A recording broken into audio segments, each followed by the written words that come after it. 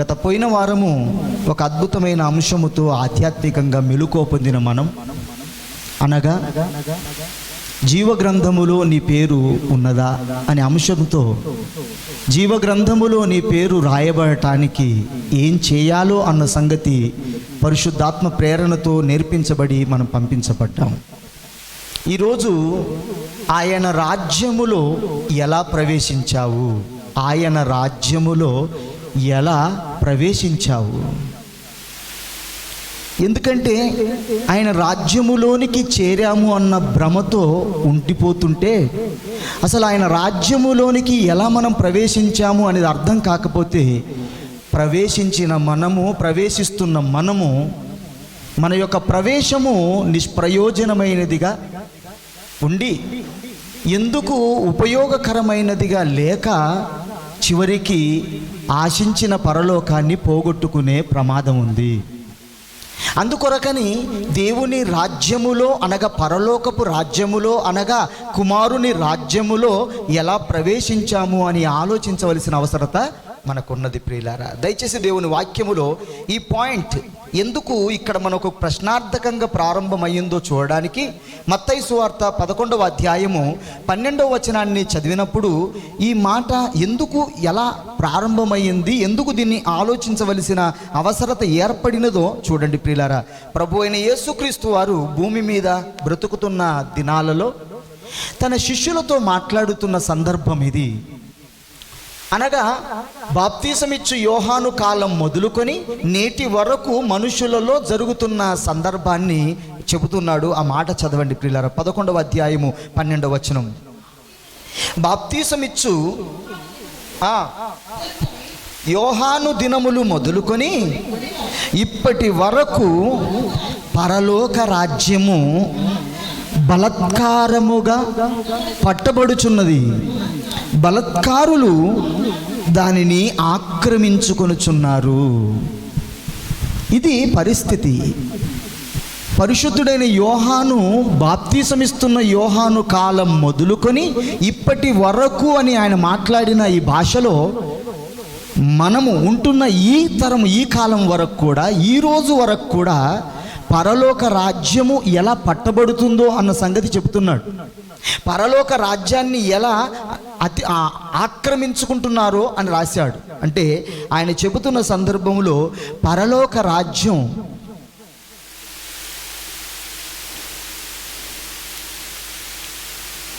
బలత్కారముగా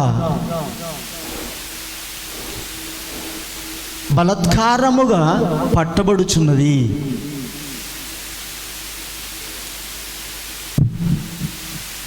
అలాగే పరలోక రాజ్యాన్ని మనుషులు ఎలా ఆక్రమించుకుంటున్నారు, ఎలా దాన్ని సొంతం చేసుకుంటున్నారు అంటే బలత్కారముగానే దాన్ని ఆక్రమిస్తున్నారు. ఈ మాట ఇప్పుడు కాదు, యోహాను కాలం మొదలుకొని ఇప్పటి వరకు కూడా పరలోక రాజ్యం యొక్క పరిస్థితి ఇలా ఉండింది. ఒకవేళ ఇలాగే మనము బలత్కారముగానే పరలోకపు రాజ్యములో ప్రవేశించిన వారమో, పరలోక రాజ్యములో బలత్కారముగా దీన్ని ఆక్రమించుకుంటున్న వారమో ఆలోచించాలి. ఈ మాట ఆలోచిస్తున్నప్పుడు అసలు పరలోక రాజ్యము అంటే ఏంటి అనేది మనకు తెలియాలి. ఫస్ట్ పరలోక రాజ్యం అనగానే ఇది ఎక్కడో అతీతమైన లోకములో ఉన్నది అన్నట్టు భావన మనకుంది. వాస్తవమే, కాదని చెప్పట్లేదు. దాని ప్రతిబింబ రూపం ఇక్కడ భూమి మీద మనుషులు, దాన్ని ఆక్రమించుకుంటున్న మనుషులు, అందులోనికి వెళుతున్న మనుషులు అంటున్నాడు కనుక ఇది ఏంటో అన్న సంగతి మనం ఆలోచించటానికి దయచేసి మత్తయి సువార్త 6వ అధ్యాయము 10వ వచనాన్ని చదివితే, ప్రభు అయిన యేసుక్రీస్తు వారు ప్రార్థించ నేర్పమని శిష్యులు యేసుక్రీస్తును కోరగా, ప్రార్థించటం నేర్పిస్తున్నటువంటి తరుణములో ఆయన ఈ మాట ఉపయోగిస్తున్నాడు. చదవండి దయచేసి. పరలోకమందున్న మా తండ్రి, నీ నామం పరిశుద్ధపరచబడునుగాక, నీ రాజ్యము వచ్చునుగాక. దట్స్ మీన్ యేసుక్రీస్తు ఉన్నటువంటి ఆ కాలములో శిష్యులతో ప్రార్థన చేస్తున్న ఆ సమయములో ఇంకా ఆయన రాజ్యము రాలేదు. అప్పుడు శిష్యుల్ని ఏమన్నాడు? నీ రాజ్యము వచ్చును గాక అని ప్రార్థించమని నేర్పిస్తున్నాడు. దయచేసి లూకా సువార్త 1వ అధ్యాయము 32, 33 వచనాలు చదువుదాం. లూకా సువార్త 1వ అధ్యాయము 32, 33 వచనాలు.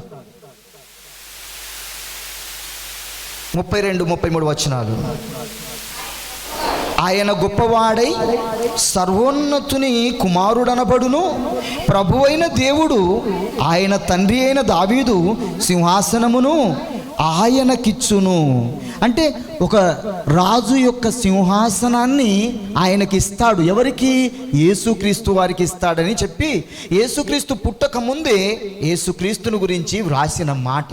దయచేసి యోహాను సువార్త 18వ అధ్యాయం 36వ వచనం చదివితే, ఏ యేసుక్రీస్తుకు రాజ్య సింహాసనాన్ని ఇస్తానని చెప్పి యేసుక్రీస్తు పుట్టక ముందే చెప్పాడో, పుట్టిన తరువాత పిలాతు రాజభవనం దగ్గరికి వెళ్ళినప్పుడు యేసుక్రీస్తును ప్రశ్నిస్తున్న ప్రశ్నలో ఒక భాగమే యేసుక్రీస్తు వారు రాజై ఉన్నట్లుగా మాట్లాడుతున్నాడు. చదవండి దయచేసి.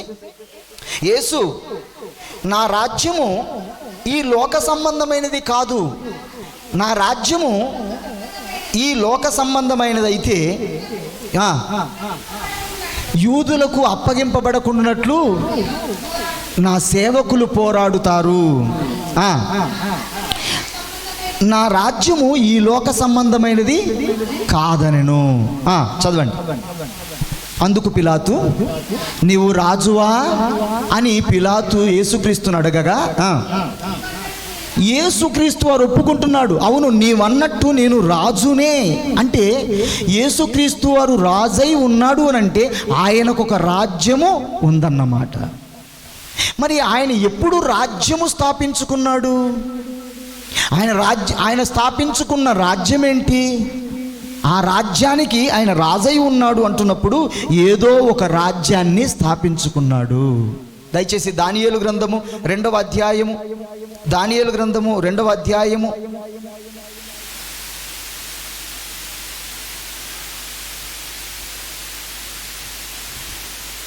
28వ వాక్యం చదవండి. 28వ వాక్యం, 2వ అధ్యాయము 28వ వాక్యం. అంత్య దినములలో జరగబోవు దానిని దానియేలునకు తెలియచేసెను. అయితే మర్మములను బయలుపరచగల రాజు దేవుడొకడు పరలోకమందున్నాడు. ఏ రాజ్యము కొరకైతే దానియేలుకు మర్మయుక్తమైనటువంటి భావన తెలియచేశాడో, పరలోకములో ఉన్న కన్న తండ్రి ఒక కళ, ఆ కళ యొక్క భావం ఏంటి అని అంటే అంత్య దినములలో జరగబోయే దాన్ని గురించి తెలియచేశాడు. మరి అంత్య దినములలో జరగబోయేది ఏంటి? 44వ వచనం, 44వ వచనం. ఆ రాజుల కాలములలోనే ఒక రాజ్యము స్థాపించును, ఆ రాజుల కాలములలోనే ఒక రాజ్యమును స్థాపించును. ఎవరా ఆ రాజులు అనే బబులోను మహాసామ్రాజ్యం, పారసిక రాజ్యం, గ్రీకుల రాజ్యం, రోమా రాజ్యం. ప్రపంచాన్ని బహు గొప్పగా ఏలిన రాజ్యాలలో ఈ 4 రాజ్యాలు.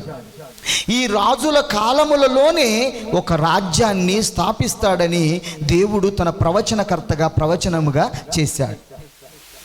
ఎలా స్థాపిస్తాడు అని ఆలోచిస్తే ఆయన ఒక కళ కన్నాడు. ఆ కళలో బ్రహ్మాండమైన ఒక ప్రతిమను చూపించాడు. ఇది మీకు ఇంతకు ముందుగా నేను దానియేలు గ్రంథం యొక్క వివరణ చెబుతున్నప్పుడు క్లుప్తంగా నేను వివరించి చెప్పాను గనక నేను ఇక్కడ నుండి అంశంలోనికి వెళ్ళడానికి నేను మాట్లాడుతున్నాను. ఒక బ్రహ్మాండమైన ప్రతిమను చూపించి, ఈ ప్రతిమ అంత్య దినములలో జరగబోయే దాన్ని చూపించే ప్రతిమ. ఈ ప్రతిమ ఎలా ఉంది అనంటే తలకాయనేమో బంగారముతో ఉంది, ఉదరమేమో వెండితో ఉంది, ఆ తర్వాత ఇత్తడితో ఉంది, ఆ తర్వాత భాగము ఇనుము మట్టి కలిసి ఉంది. ఈ ప్రతిమ ఆకాశమంతా అంటున్నంత ఎత్తుగా ఎదిగినటువంటి ప్రతిమ. ఒక రాయి ఆకాశం నుండి వచ్చి పాదముల మీద పడగానే మట్టి ఇనుము కలిసి ఉంది గనక ప్రతిమ చిన్నాభిన్నమైపోయింది. ఆ రాజ్యములను కూలదోసి ఒక రాజ్యాన్ని స్థాపించును అంటాడు. అదంతా కూడా మీరు ఇంటికి వెళ్ళిన తర్వాత చదువుకుంటే కొంత అర్థమవుతుంది ప్రియులారా. ఆకాశము నుండి పడిన ఆ రాయి, పాదముల మీద పడిన ఆ రాయే యేసుక్రీస్తు వారు. యేసుక్రీస్తు వారు భూమి మీద పడగానే ఈ భూలోక రాజ్యాలను ఏలినటువంటి మాదీయ, పారసిక, గ్రీకు, రోమ సామ్రాజ్యాలను చిత్తుగా ఓడించి ఆయన ఒక రాజ్యాన్ని స్థాపించినట్లుగా దేవుని యొక్క వాక్యములో మనం జ్ఞాపకం చేసుకున్నాము. ఇంతకు ముందుగా మనకు ఆ విషయం తెలిసినటువంటిదే. ఇప్పుడు చివరిగా అసలు ఆయన రాజ్యము ఎప్పుడు స్థాపించబడ్డది అనే క్లారిటీ కోసం ఒక చిన్న వచనాన్ని చూపించి నేను ముందుకెళ్తాను. మార్కు సువార్త 9వ అధ్యాయము 1వ వచనం. మార్కు సువార్త 9వ అధ్యాయము 1వ వచనం. మరియు ఇక్కడ నిలిచి ఉన్న వారిలో కొందరు దేవుని రాజ్యము బలముతో వచ్చు వరకు మరణము రుచి చూడరు. శిష్యులతో మాట్లాడుతున్నాడు. దేవుని రాజ్యము బలముతో వచ్చే వరకు ఇక్కడున్న కొందరు చనిపోరు అన్నాడు. అంటే ఇప్పుడు ఆది అపోస్తులు ఎవరు కూడా, యేసుక్రీస్తు వారు ఎవరితో ఈ మాట చెప్పాడు, ఎవరు కూడా బ్రతికి లేరు అని అంటే క్రీస్తు శకకాలమైన మొదటి 100 సంవత్సరాలలోనే ఈ రాజ్యాన్ని ఆయన స్థాపించుకున్నాడు.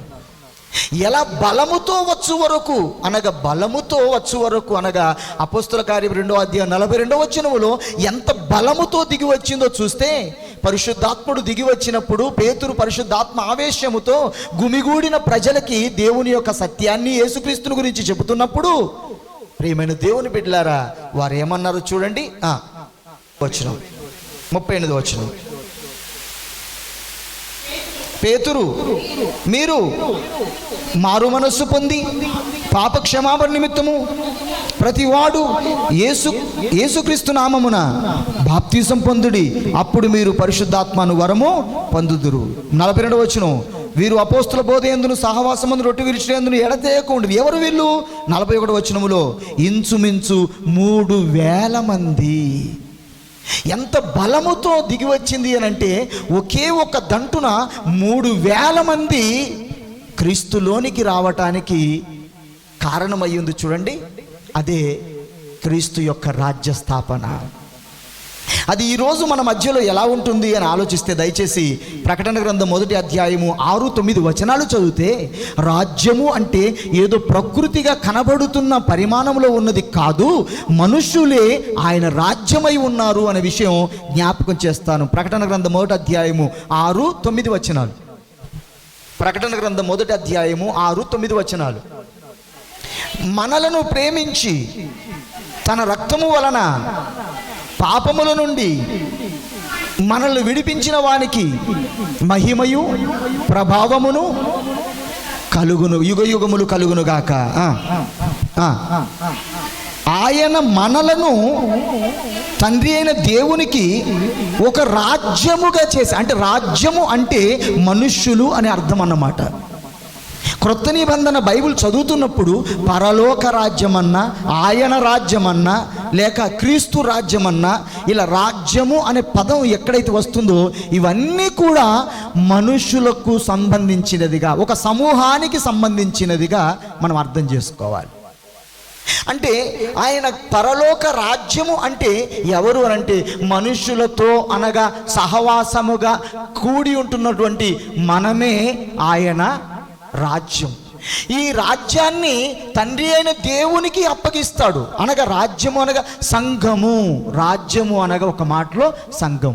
ఇవన్నీ కూడా మనం గతంలో మనం విడివిడిగా ఈ సందర్భాలు మాట్లాడుకున్నాం కాబట్టి వీటిని గురించి నేను మరలా ఒత్తిడి చేయట్లేదు. ఒక చిన్న సందేశంతో కొంత సమయంలో ముగించాలని ఈ అంశంలోకి వచ్చాను.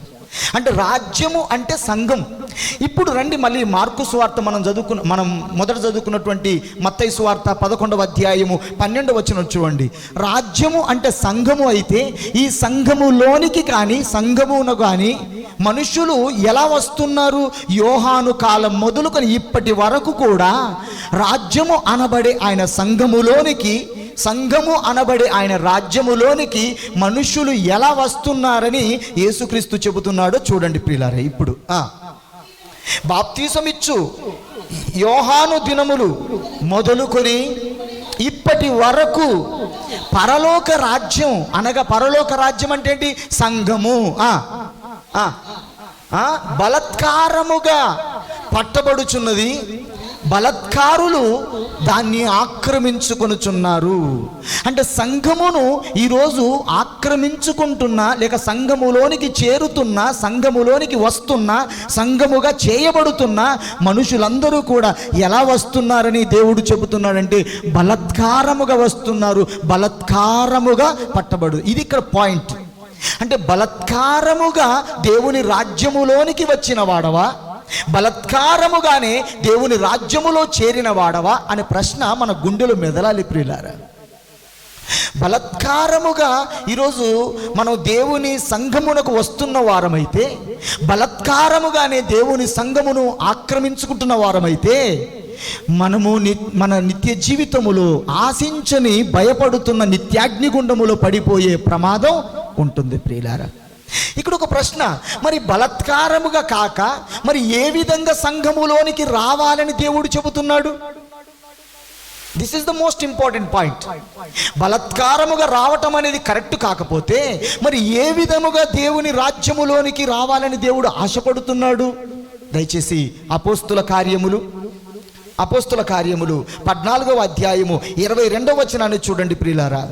అపోస్తుల కార్యములు 14వ అధ్యాయము 22. ఈ మాట చదువుతున్నప్పుడు నేటి దినాలలో మనుషులు ఎదుర్కొంటున్న వాటన్నిటికీ ఉపశమనముగాను, వాటన్నిటికీ విరుగుడుగాను పరలోకమందున్న కన్న తండ్రి యొక్క ఇష్టాన్ని నెరవేర్చువారుగా సిద్ధపడే అవకాశం మనకు కనబడుతుంది ప్రియులారా. అపోస్తుల కార్యములు 14వ అధ్యాయము 22వ వచనం. శిష్యుల మనస్సులను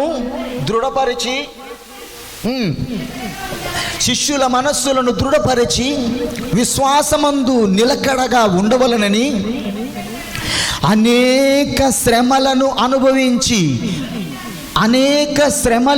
అనుభవించి దేవుని రాజ్యములో ప్రవేశించాలి. This is the pattern of entry into the kingdom of God. ఇది దేవుని రాజ్యములోనికి ప్రవేశించటం అనే ఒక పద్ధతి అన్నమాట. ఎలా రావాలని దేవుడు ఆశ కలిగి ఉన్నాడు అని ఆలోచిస్తే, అనేక శ్రమలను అనుభవిస్తూ దేవుని రాజ్యములోనికి రావాలి. మళ్ళీ రాజ్యము అనగానే మనకు పాయింట్ గుర్తుంచుకోవాలి, సంఘములోనికి. ఇప్పుడు ఆలోచించండి, బలత్కారంగా వస్తున్న వాళ్ళమా, లేక అనేక శ్రమలను అనుభవిస్తూ, కష్టాలను అనుభవిస్తూ, నష్టాలను ఎదుర్కొంటూ ఆయన రాజ్యము అనబడే సంఘములోనికి వస్తున్న వారమా? ఆలోచించండి. దేవుడు తన సంకల్ప ప్రకారంగా అయితే శ్రమలను అనుభవిస్తూ రావాలని కోరుకున్నాడు ప్రియులారా. ఎందుకని కోరుకున్నాడో కూడా దేవుని వాక్యములో ఆలోచిస్తే మనకు అర్థమవుతుంది. ఎందుకు నేను ఈ పాయింట్ని బాగా పాయింట్అవుట్ చేయడం జరిగింది అని అంటే, ప్రతి మనుష్యుడు కూడా శ్రమల ఊబిలో కనబడుతున్నాడు, కష్టాల ఊబిలో కనబడుతున్నాడు. బ్రతుకుతామా చస్తామా అన్నంత ఘోరమైన పరిస్థితుల్లో మనుషులు జీవించడం చూస్తున్నప్పుడు అసలు దేవుణ్ణి కలిగిన మనుషులుగా ఇది ఎందుకురా ఈ దుర్భిక్ష అని అనిపిస్తుంది. మరికొందరైతే ఈ శ్రమలను తట్టుకోలేక తమకు తాముగా తమ ప్రాణాలను తోడేసుకుంటున్న పరిస్థితులు కనబడుతుంది. అప్పుడు పరలోకం గుర్తుకు రాదా వీళ్ళకి? అప్పుడు నరకముందని భయం కలగదా వీళ్ళకి అని ఆలోచిస్తే, శ్రమ ఎందుకు వస్తుందో అన్న సంగతి తెలియనప్పుడు, శ్రమ అనుభవించడం మానవ ధర్మం అన్న సంగతి తెలియనప్పుడు, అయ్యో వాళ్ళకి అది జరిగిందేమో కాబట్టి ఈ సంగతులు సంఘానికి తెలియాలి అనే ఆలోచనతో ఈ విషయాన్ని కొంతవరకు తయారు చేయడం జరిగింది ప్రియులారా. దయచేసి దేవుని వాక్యములో యోహాను సువార్త 16వ అధ్యాయము 33వ వచనాన్ని చదవండి. 16వ అధ్యాయము 33వ వచనం. అనేక శ్రమలను అనుభవించి దేవుని రాజ్యములో ప్రవేశించాలి. నువ్వెలా ప్రవేశించావు? ఎలా ప్రవేశిస్తున్నావు? ఇప్పటికీ ఆలోచిస్తే బలత్కారముగా దేవుని రాజ్యములో ప్రవేశిస్తున్నావు, బలత్కారముగా దేవుని రాజ్యమును పట్టుకుంటున్నావు, బలత్కారముగా దేవుని రాజ్యాన్ని ఆక్రమించుకుంటున్నావే. కానీ నిన్ను నువ్వుగా ఈ రాజ్యములో ఉండాలని, ఈ రాజ్యములో ఉండటమే ధర్మమని, ఈ రాజ్యములో ఉండటం వలననే తండ్రికి ఒక రాజ్యంగా అప్పగించే సమయములో నేను అప్పగించబడతానన్న ఆలోచనతో ఈరోజు ఎవరు లేకుండా పోయారు ప్రియులారా. ప్రతి వారికి ఏదో ఒక ఆశ చెప్పి, ప్రతి వారికి ఏదో ఒక పురమాయించే మాటలు చెప్పి, ఏదో ఒక విధంగా మరి దేవుని రాజ్యములోనికి లాగటం జరుగుతుంది. కానీ ఆ సంగతులు ఈరోజు మనుషులు గ్రహించలేకపోతున్నారు. ప్రియులారా, గ్రహించలేకపోతున్నారు. ఆలోచించండి ప్రియులారా. ఈరోజు నువ్వు ఇక్కడ కూర్చున్నావు, రాజ్యము అంటే సంఘమే అనుకున్నప్పుడు, ఈ సంఘములోనికి, దేవుని సంఘములోనికి, క్రీస్తు సంఘములోనికి, ఒకనాడుకి తండ్రికి అప్పగించబోయే రాజ్యములోనికి నువ్వెలా ప్రవేశించావు, ఎలా ప్రవేశిస్తున్నావు ఆలోచించండి. ఈరోజు ఆయన రాజ్యము అనబడే సంఘములోనికి ఒక వ్యక్తి రావాలంటే నాయకుడుగా అతడు పడుతున్న ప్రయాస, సువార్థికులుగా వారు పడుతున్న వ్యధ, కుటుంబీకులుగా వారు పడుతున్న బాధ ఇంత కాదండి ప్రియులారా. గుర్తు చేయాలి, ఆశలు చెప్పాలి, ఏదో రకమైన పురమాయించాలి. మరి కొంత దూరంగా వెళితే కరోనా పరిస్థితిని బట్టి చూస్తే సహవాసాన్ని బంద్ చేయబడినప్పుడు ఇంకా వెళ్తేంది వెళ్ళకుంటేంది, ఎక్కడున్నా దేవుడే అని ఆ స్థితికి దిగజారిపోతున్న పరిస్థితులలో నీవు సహవాసానికి, సంఘానికి అనేక శ్రమలను అనుభవిస్తూ రావలసిన వాడవని, రావలసిన దానవని దేవుని వాక్యము జ్ఞాపకం చేస్తుంది. ప్రియులారా, చదవండి దయచేసి. నా యందు నీకు సమాధానము కలుగునట్లు ఈ మాటలు నీతో చెప్పుచున్నాను. లోకములో నీకు శ్రమ కలుగుతుంది, అయినను ధైర్యము తెచ్చుకొనుము. చూసావా, శ్రమ కలుగుతుంది, ధైర్యాన్ని తెచ్చుకోమన్నాడే కానీ శ్రమ కలుగుతుంది, నేను శ్రమను తొలగిస్తాను అనలేదు. చూసారా, శ్రమ కలుగుతుంది, ఆ శ్రమను ఎదుర్కోవడానికి ధైర్యాన్ని తెచ్చుకోమన్నాడు. కానీ మన వాళ్ళు ఏం చెప్పారు? శ్రమ కలిగిందా, ప్రార్థన చేయండి. ఏమని? ఈ శ్రమ నాకొద్దు, దీన్ని తొలగించు. కానీ యేసుక్రీస్తు ఎక్కడ అనలేదే ఈ మాట. శ్రమ కలుగుతుంది, ధైర్యం తెచ్చుకో. దేనికి ధైర్యం? ఆ శ్రమను ఎదుర్కోవడానికి, ఆ శ్రమను ఓవర్టేక్ చేయడానికి, ఆ శ్రమలో కూడా దేవుని రాజ్యములోనికి రావటానికి. ఈరోజు వచ్చి ఆగిపోయిన మహానుభావులు శ్రమ కలిగినప్పుడు ఆగిపోయిన వాళ్ళు కాదా? శ్రమ కలుగుతున్నందుకు వారు ఆగిపోయిన వాళ్ళు కాదా? ఆయన ఏమన్నాడు? శ్రమ కలుగుతుంది, ధైర్యం తెచ్చుకో. ఎందుకు? ఆ శ్రమలో కూడా దేవుని రాజ్యములో ప్రవేశించటానికి, ఆ శ్రమలో కూడా దేవుని రాజ్యములోనికి రావటానికి. ప్రియమైన దేవుని బిడ్డలారా, శ్రమ కలగక మునుపు చక్కగా వస్తాం. అదే శ్రమ కలిగినప్పుడు దేవుని రాజ్యములోనికి వస్తున్నావా? దయచేసి 2వ తిమోతిలకు రాసిన పత్రిక 3వ అధ్యాయము 12వ వచనం. 2వ తిమోతిలకు రాసిన పత్రిక 3వ అధ్యాయము 12వ వచనం. ప్రియమైన దేవుని బిడ్డలారా, అనేక శ్రమలను అనుభవిస్తున్న మనం అనుభవిస్తూనే దేవుని రాజ్యములో ప్రవేశించవలసిన వారము. ప్రియమైన నా సంగమా, శ్రమలు వస్తున్నాయని ఆయన రాజ్యములోనికి రాకుండా ఆగిపోవలసిన వాళ్ళం కాదు ప్రియులారా. శ్రమ కలుగుతుంది, ధైర్యం తెచ్చుకొని ఆ ధైర్యముతోనే దేవుని సంఘములోనికి రావలసిన వాడుగా దేవుని వాక్యము తెలియచేస్తుంది ప్రియులారా. చదవండి దయచేసి 3:12 క్రీస్తు యేసునందు సద్భక్తితో, మంచి భక్తితో, పరలోకం చేరాలనే భక్తితో, క్రీస్తు వలె భక్తితో, నిత్య రాజ్యాన్ని స్వతంత్రించుకోవాలనే భక్తితో బ్రతుకనుద్దేశించిన వాడు, పుట్టెడు నీళ్లలో బాప్తిసం తీసుకుంటున్నప్పుడు ప్రమాణాలు చేసి నిలబడుతాను అని చెప్పి తీర్మానం చేసుకున్న వాడికి ఏం తప్పదు? హింస, శ్రమ తప్పదు, హింసలు తప్పవు అని చెప్పి ఆయనే అంటుంటే, తప్పిస్తేనే దేవుడు, తప్పించకపోతే దేవుడు కాదనే స్థితికి ఈరోజు పాఠాన్ని నేర్చుకున్న వారుగా ఉంటున్నామంటే ఆలోచించండి ప్రియులారా. బలత్కారముగా దేవుని రాజ్యములోనికి వస్తున్న వాళ్ళమే. హింసలు తప్పవు. ఈరోజు నువ్వు హింసించబడుతున్న హింస ఏ రకమైనదైనప్పటికీ, సమాజంలో నుంచి వస్తున్న హింస అయినా, కుటుంబంలో నుంచి వస్తున్న హింస అయినా, ఏ రకంగా మానసికంగా హింసించబడుతున్నావు, హింసలో ఉన్నావు అనంటే సద్భక్తితో బ్రతకనుద్దేశించిన వాడవుగా నిన్ను నీవుగా కనపరుచుకుంటున్నావు అన్నమాట. ఒక మంచి భక్తితో నిత్య రాజ్యానికి చేరాలి, పరలోకం చేరాలి, ఖచ్చితంగా తండ్రి లోకానికి చేరాలి. ఆ లోకానికి చేరటానికి ఇలా బ్రతకాలని ఎవరు నిర్ణయించుకుంటున్నారో వారికి హింస తప్పదని దేవుడు చెబుతున్నాడు ప్రియులారా. మొదటి పేతురు పత్రిక 5వ అధ్యాయము 10వ వచనం. మొదటి పేతురు పత్రిక 5వ అధ్యాయము 10వ వచనం. ప్రియమైన దేవుని బిడ్డలారా, ఎంతో ప్రమాదకరమైన దినాలలో బ్రతుకుతున్నామయ్యా. శ్రమ లేనివాడు లేడు, కష్టము లేనివాడు లేడు, హింసించబడనివాడు లేడు. All over the world the human being going to be perish. మానవ సమాజమే హింసించబడుతుంది, శ్రమ పరచబడుతుంది. ఒక్కడని కాదు, ఒక్కరని కాదండి, ఏ వ్యవస్థలో ఉన్నవారైనా హింసకి లోనై, శ్రమలకి లోనై, కష్టాలలో పడిపోతుంది. ఇక్కడ నిలబడిన వాడే, ఇక్కడ నిలబడుతున్న వాడే అదిగో దేవుని రాజ్యములో ప్రవేశించువాడై ఉంటున్నాడు. బలత్కారంగా ప్రవేశిస్తే, నువ్వు బలత్కారముగా దేవుని రాజ్యాన్ని ఆక్రమించుకున్న వాడవైతే పరలోకానికి వెళ్ళేవాడవు కాదు ప్రియులారా. తండ్రి ఉన్న లోకానికి వెళ్ళక ఇక్కడే మిగిలిపోతావు, కాలిపోతావు. జాగ్రత్త. చదవండి దయచేసి మొదటి పేతురు పత్రిక 5వ అధ్యాయం 10వ వచనం. తన నిత్య మహిమకు క్రీస్తునందు మిమ్మును పిలిచిన సర్వాకృప నిధియగు దేవుడు కొంచెము కాలము శ్రమపడిన పిమ్మట తానే మిమ్ములను. చూడండి, ఇన్ని వచనాలు చదివిస్తుంటే ఎక్కడైనా శ్రమను తొలగించినట్లుగా, హింసను తీసేసినట్టుగా కనబడట్లేదు. కొంచెము కాలమును శ్రమ పడాలి. శ్రమపడ్డ తర్వాత తానే అనగా మన కొరకై ప్రాణం పెట్టి తిరిగి లేచిన రక్షకుడైన యేసుక్రీస్తే, మనలను అత్యధికంగా ప్రేమించిన ఆ తండ్రి అయిన దేవుడే ఏం చేస్తానంటున్నాడు? పూర్ణులుగా చేస్తాడు. అంటే ఒక మనిషి పూర్ణుడు కావాలంటే, ఒక మనిషి పరిపూర్ణుడు కావాలంటే, దట్స్ మీన్ పరలోకములో ఉండే ఒక పరిపూర్ణత కావాలంటే అతడు భూమి మీద, ఆమె భూమి మీద శ్రమ, హింస అనుభవించవలెను.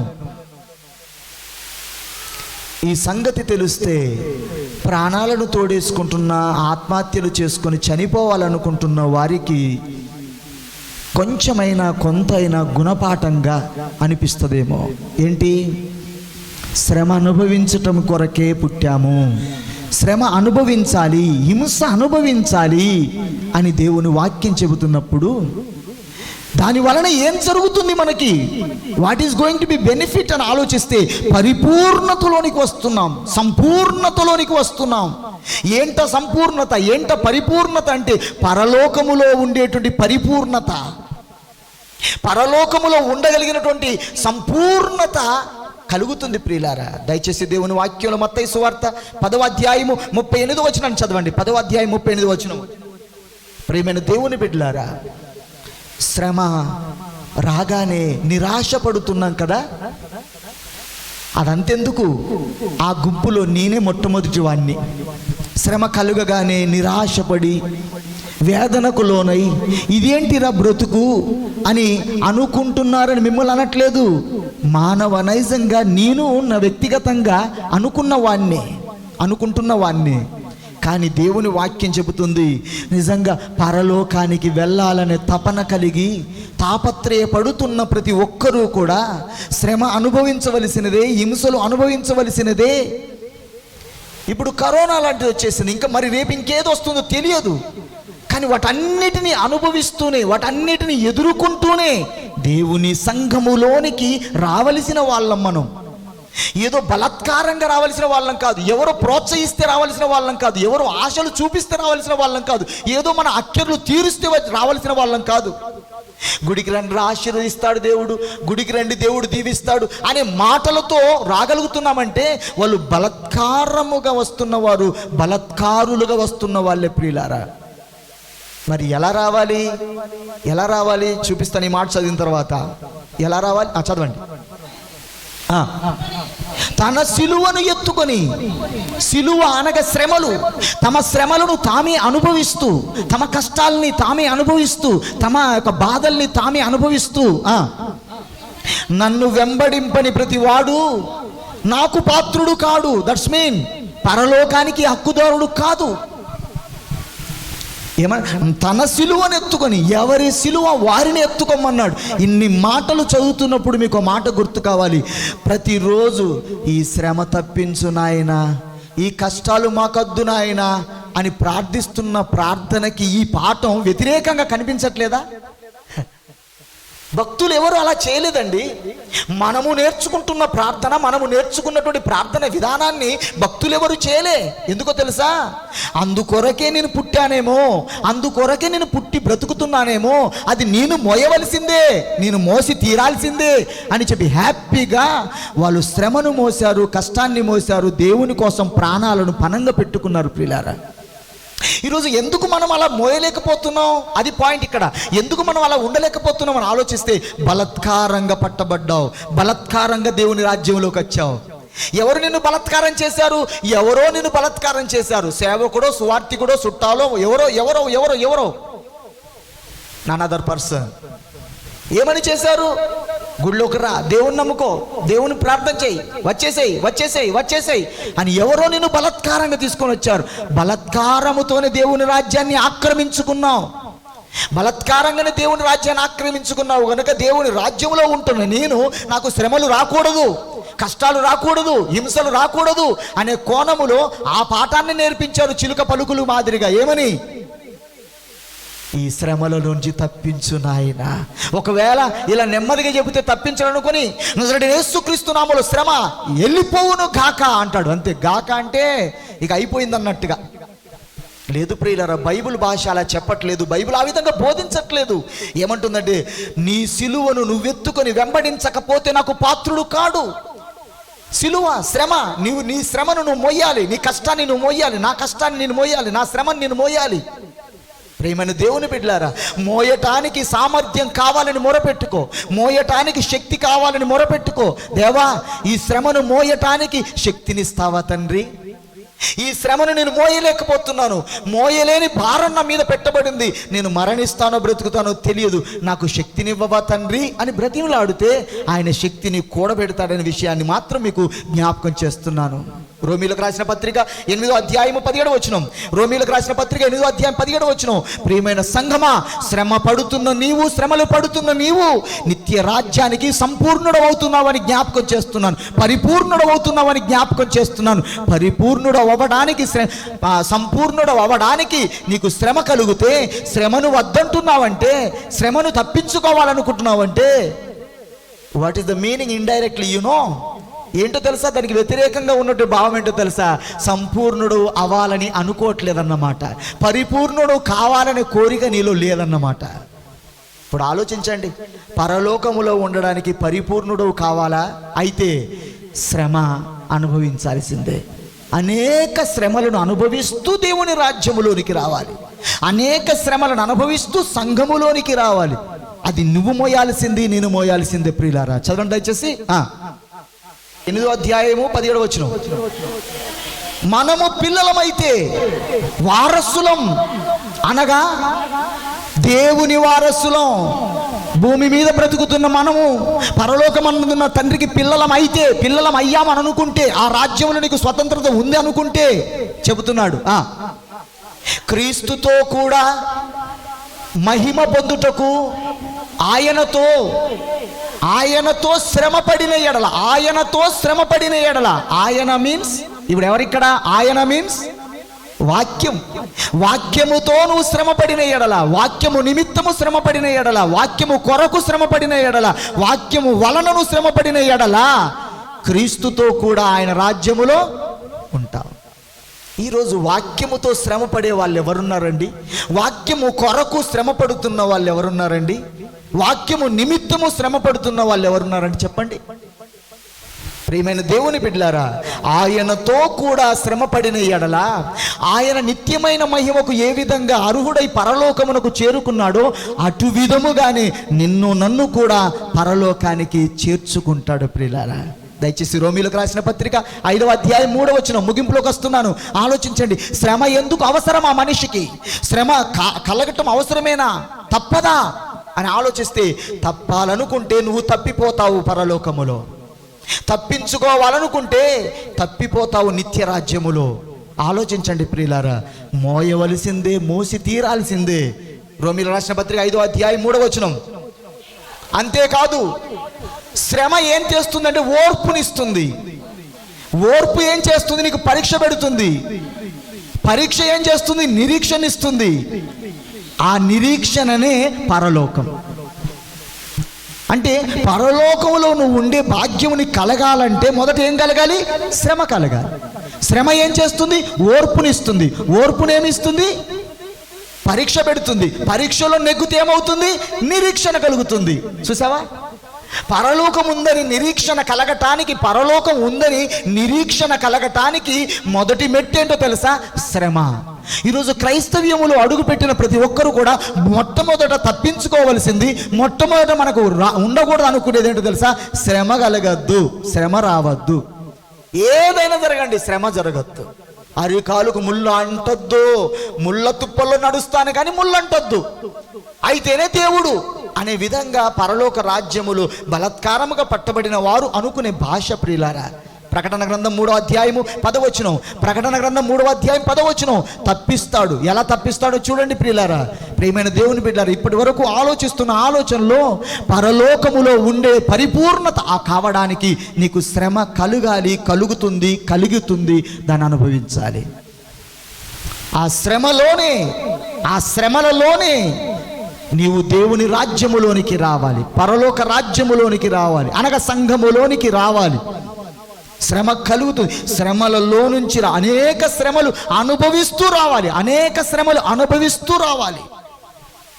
ఒక్కొక్కసారి పాఠాన్ని సిద్ధపరచుకుంటున్నప్పుడు, తలమోపెడు భారముతో కుమిలిపోతున్నప్పుడు, రాత్రనక పగలనక కన్నీటి దారలతో అనేక సందర్భాలను ఆలోచిస్తున్నప్పుడు, ఏంట్రా అసలు ఈ మనసు, ఈ జీవితం, 50 ఏళ్ల వయసుకి ఇంకా ఈ ఆలోచనతో కుమిలిపోవటం అసలు ఏంటి అని ఆలోచిస్తే, అది కలుగుతూ ఉన్నప్పుడు పరిపూర్ణతలోనికి వచ్చే అవకాశం ఉంది, సంపూర్ణతలోనికి వచ్చే అవకాశం ఉంది అనుకున్నప్పుడు గుండె నిబ్బరపరుచుకొని, ధైర్యపరుచుకొని వెనక్కి తిరగాల్సినటువంటి పరిస్థితులు ఎన్నో సందర్భాలు నా జీవితంలో ఎదుర్కొంటున్నటువంటి ప్రియులారా. చదవండి దయచేసి.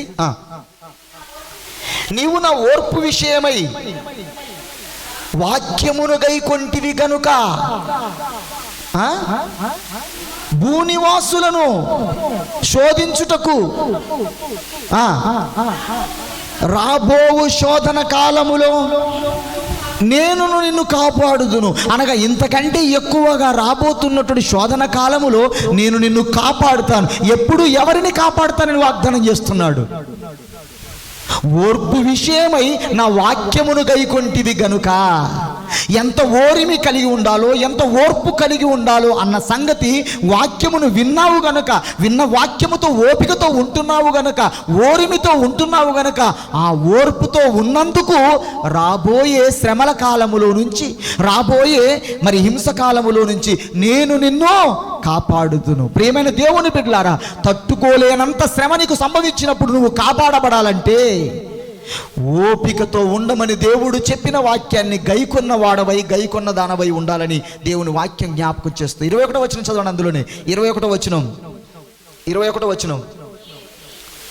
నేను జయించి నా తండ్రితో కూడా ఆయన సింహాసనం మీద కూర్చుండి ఉన్న ప్రకారముగా జయించు వానిని నాతో కూడా నా సింహాసనం మీద కూర్చుండెత్తును. దేంట్లో జయించేది? శ్రమలో నుంచి నువ్వు జయించాలి, హింసలో నుంచి నువ్వు జయించాలి, కష్టాలలో నుంచి నువ్వు జయించాలి. దట్స్ మీన్ అందులో నుంచి దేవుని రాజ్యములోనికి వచ్చువాడవి ఉండాలి. అవి రాగానే నువ్వు ఆగిపోతున్నావంటే జయించువాడవు కాదు, ఓడిపోయిన వాడవి, ఓడిపోతున్న దానివన్న విషయం జ్ఞాపకం చేస్తున్నాను. దయచేసి కీర్తన గ్రంథము 119వ కీర్తన 67వ చరణం, 119వ కీర్తన 67వ చరణం. ప్రియమైన దేవుని సంగమా, ఇప్పటికీ ఇంకా బలత్కారంగానే దేవుని రాజ్యములోనికి వస్తున్నావా? అనగా సంఘములోనికి వస్తున్నావా? ఎవరో నిన్ను బలపరుస్తే వస్తున్నావా? ఎవరో బలపరుస్తే వస్తే ఒక రోజుకి ఆయనకు అప్పగించబడే రాజ్యములు నువ్వు ఉండవన్నమాట. ఆయనకు అప్పగించబడే రాజ్యంలో ఉండకపోతే విడవబడిన దానిగా నిత్యాగ్నిగుండములో కాలిపోతావు. జాగ్రత్త. చదవండి దయచేసి. శ్రమ కలుగక మునుపు నేను త్రోవ విడిచి తిని. చూసావా, శ్రమ కలగక మునుపు నేను త్రోవ విడిచి తిని, శ్రమ కలిగిన తరువాత నీ వాక్యము అనుసరించి నడుచుకొనుచున్నాను. శ్రమ కలిగిన తర్వాత నీ వాక్యమును అనుసరించి నడుచుకొనుచున్నాను.